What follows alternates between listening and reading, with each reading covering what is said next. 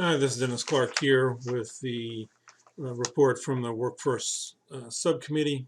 We had our meeting from back on November the 13th, which was a Friday. So just going over our minutes, and basically what we did was first approve our minutes. Secondly, during our meeting, we had a discussion. We brought forward with faculty council of putting the Z pods online, and everybody agreed that it was a good idea and all that. And then in the meeting, we decided to actually go forward with a motion to faculty council to actually have a vote and make a motion for approval to take forward to administration about changing the way that we do Z-Pods and actually moving them more online. Next, we actually had a discussion further about workforce advising. I know we've had the report about it and everything else, but after that report, we'd actually had a bit more of a discussion after the last meeting, and then before we had everything quite out to us. And some of the main things we're talking about pay inequities.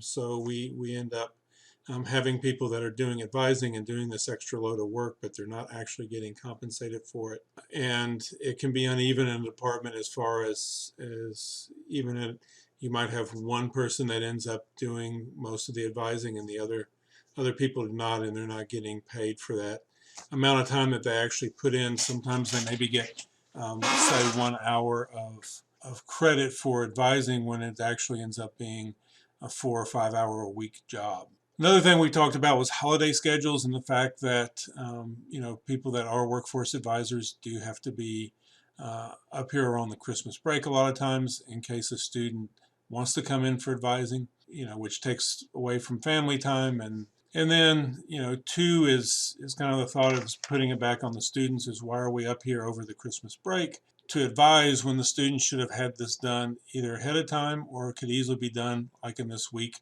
when we're coming back. And then also we did recognize that there would be some funding issues in this current budget and maybe even in the subsequent budget to fund some of these things with the pay equities, but maybe it's looking forward into the future budgets. We talked about embedding success coaches within workforce programs, and either doing it by having specific success coaches that would work with workforce programs, or actually having them spend time, a certain amount of time with us and our students. Some of it's our unique challenges with the workforce programs that kind of make our need for having success coaches that are more familiar with what our programs do and the hours. So say in health professions, it's the amount of clinical time that students have to do on top of already their classroom time. In business program, it can actually be some of the different issues that students end up having trying to work their regular jobs and getting the number of courses within the program completed in the number of hours on top of their regular jobs. And then we have a lot of non-traditional students within the workforce programs. We have a lot of students that are parents, they're older, they sometimes have a lot more financial challenges because they're out on their own. And so this kind of brings a different complexity as far as having the success coaches. And so one thing that we were looking forward to is actually trying to see if we could get a success coach in at our next committee meeting, which would be this coming Friday.